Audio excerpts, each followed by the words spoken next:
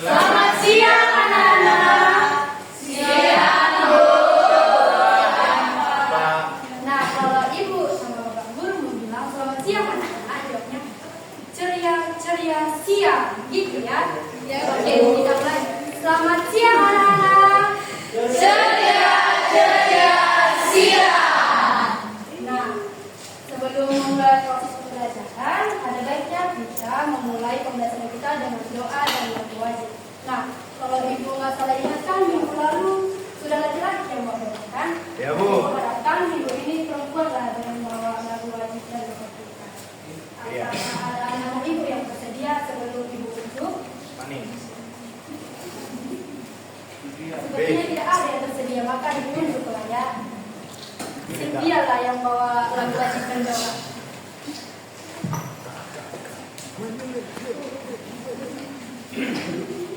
Baik, sebelum kita memulai pembelajaran kita, jadi kita bernyanyi.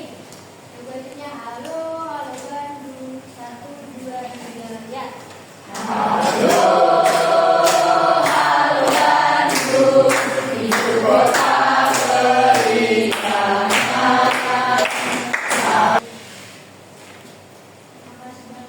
Amin. Terima kasih Sylvia. Nah, agar pembelajaran kita aman, dilihat dulu di sekelilingnya ada sampah atau tidak. Jika ada, boleh bisalah diambil, disimpan, lalu nanti setelah selesai pembelajaran dibuang ke tempat sampah. Rachel santai. Terima kasih Rachel.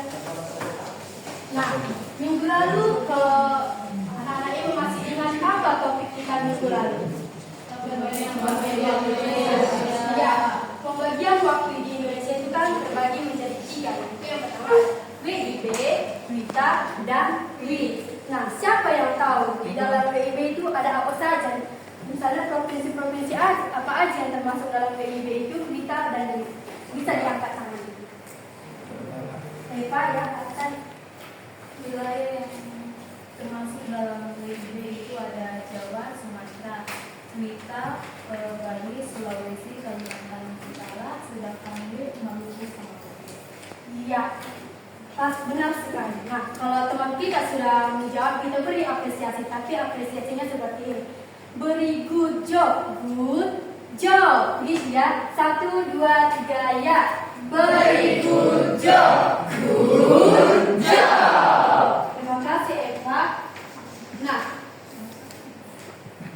sekarang kita masuk kepada topik kita pada hari ini tentang tokoh-tokoh sejarah pada masa Hindu Buddha dan Islam di Indonesia. Adapun tujuan pembelajaran kita pada hari ini agar kita tahu bagaimana bentuk-bentuk penyebaran agama Hindu Buddha dan Islam di Indonesia itu, dan bagaimana pertama kali agama Hindu Buddha dan Islam itu sampai ke Indonesia.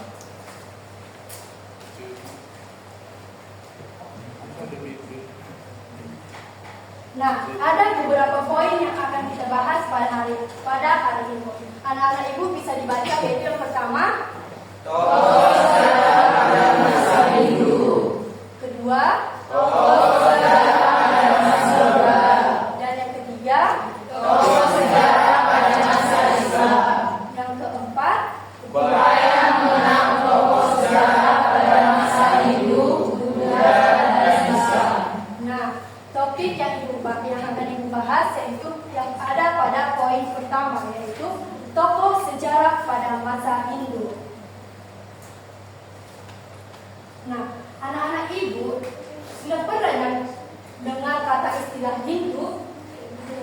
Pernah. Ya, mungkin sudah pernah dengar, karena Hindu itu termasuk salah satu agama yang ada di Indonesia. Nah, tahukah kalian bahwa negara yang paling banyak menganut agama Hindu itu berada di negara India? Tetapi pada Indonesia, masyarakat yang paling banyak menganut agama Hindu itu ada di Bali. Bahkan hampir 87% masyarakat Bali itu menganut agama Hindu. Nah, di sini dikatakan agama Hindu itu dibawa oleh para pedagang dan disebarkan ke negara Indonesia. Tetapi ada beberapa teori yang menyatakan bahwa Hindu itu masuk ke negara Indonesia itu ada beberapa teori. Berikut Ibu beri penjelasan. Masuk Indonesia pada awal abad keempat ditandai dengan berbagai kerajaan kaitan dengan Belanda. Masuknya agama Hindu yang lain bahwa akhirnya masalah sejarah di Indonesia yang ditemukan prasasti dari kerajaan Tarumanegara yang menggunakan tulisan Palawak menggunakan tulisan asli ini. Terdapat beberapa teori masih menggunakan itu pertama teori Atma, di mana agama Hindu dibawa oleh para ulama pendeta ini. Yang tidak teori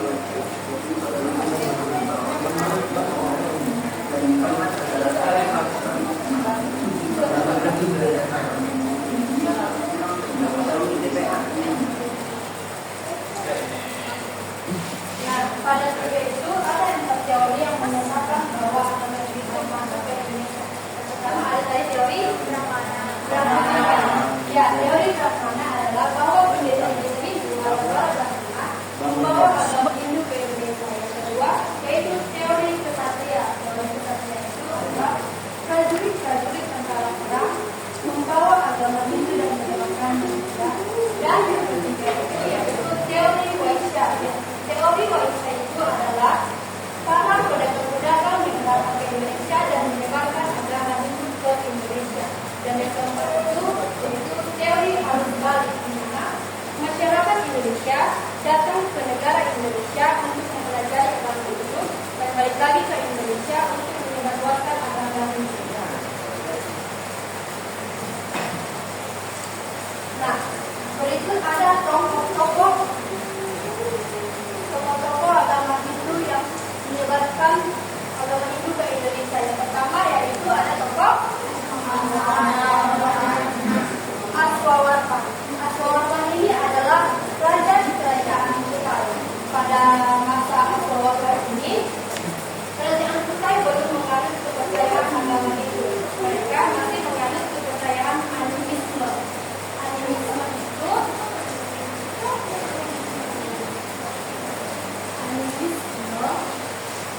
adalah kepercayaan seseorang terhadap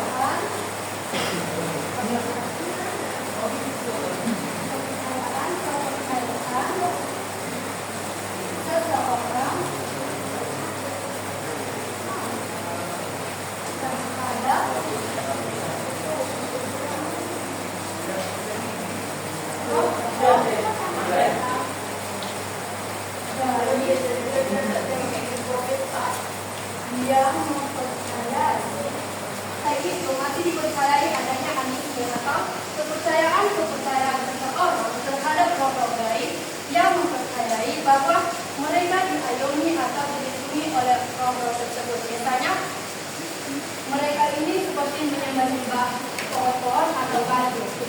Nah, pada masa pemerintahan Aswawarman ini mulai masuklah agama Hindu dan mereka mulai menganut agama Hindu dan mulai meninggalkan kepercayaan animisme. Nah, yang kedua itu ada Mulawarman. Mulawarman adalah raja yang memimpin kerajaan Kutai setelah masa Aswawarman. Mulawarman ini pada saat masuk Kutai sudah menganut agama Hindu. Dan Mulawarman ini sangat-sangat melindungi agama Hindu dan memiliki hubungan yang baik antara para brahmana atau pendeta-pendeta ini. Karena adanya hubungan baik itu, maka pada saat pemerintahan Mulawarman, kerajaan Kutai mulai memiliki agama Hindu yang besar. Nah, yang ketiga ini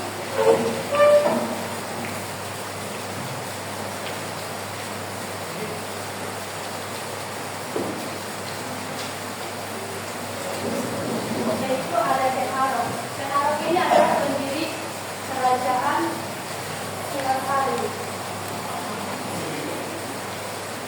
Nah, Ken Arok ini dulu dia tinggal bersama Amukusumbul dan istrinya Kendedes di Sumapel. Tapi Ken Arok ini jatuh cinta pada istrinya Amukusumbul ini, yaitu Kendedes. Dan karena dia jatuh cinta ingin memiliki Kendedes, dia membunuh Amukusumbul dan menikahi Kendedes. Nah,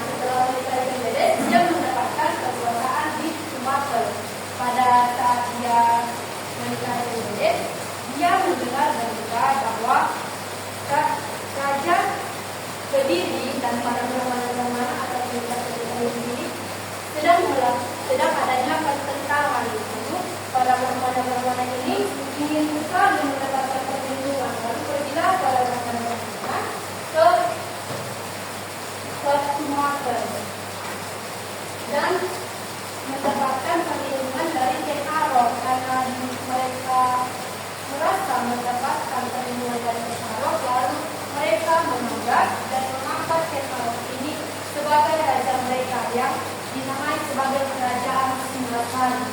Lalu Raja Kediri ini tidak terima karena mereka mendirikan kerajaan Singasari.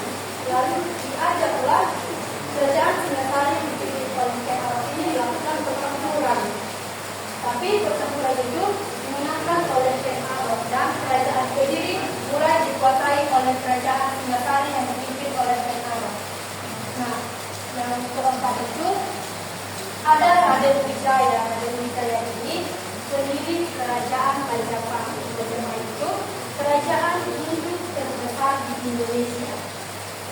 Nah, dulu Majapahit ini adalah kerajaan Kediri dan kerajaan Singasari yang dipimpin oleh Ken Arok. Tapi Ken Arok telah meninggal dan dipimpin oleh Raja Katwa. Nah, semenjak Singasari dan Raja Kediri ini dipimpin oleh Jaya Katwa, Singasari dan Kediri ini menjadi pecah dan tak beratur. Lalu Raden Wijaya ini mendengar kehancuran Singasari dan Raja Kediri. Lalu pergilah Raden Wijaya ini ke Sumeneb, yaitu kerajaan Raja Arga Widaraja. Lalu dia meminta permukiman kepada Raja Arga Widaraja melalui kompromi dan ajakan-ajakannya. Lalu diberilah Raden Wijaya ini permukiman yang sangat luas yang bernama Permukiman Kami. Dan permukiman Kami ini dibangun dan dipimpin oleh Raden Wijaya dan diberi nama Majapahit. Tanya kalian apa dari mana datangnya Majapahit itu? Nah, pada saat dia membuat permukiman itu, di tengah-tengah permukiman itu terdapat pohon membentang dan ada buahnya maja. Namanya buah maja, dia itu pahit. Lalu kata-kata Raden Wijaya memiliki pemikiran dan menamakan permukiman itu sebagai Majapahit. Lalu pada saat itu didengar Raden Wijaya bahwa kerajaan Mongol ini ingin membalas dendam kepada Jaya Katwang karena memiliki dendam pribadi antara kerajaan dan kerajaan. Lalu Raden Wijaya itu memanfaatkan kesempatan itu dan ikut kepada kerajaan Mongol untuk menyerang Jaya Katwang. Nah, pada saat pertempuran itu dimenangkan oleh kerajaan Mongol dan Raden Wijaya. Lalu pada saat kerajaan Mongol itu lemah, diserang balik oleh Raden Wijaya dan dimenangkan oleh Raden Wijaya dan pada saat dan Raden Wijaya dinobatkan sebagai Raja Majapahit pada tahun 1293. 1293 ini dikatakan juga sebagai tahun lahirnya kerajaan Majapahit. Dan pada saat ini keseluruhan Jawa Timur juga sudah termasuk menjadi kekuasaan Majapahit. Nah, anak-anak ibu mulai dari penjelasan itu kan mungkin tidak mendapatkan tokoh-tokoh itu dikenal karena ada yang diperbuatnya.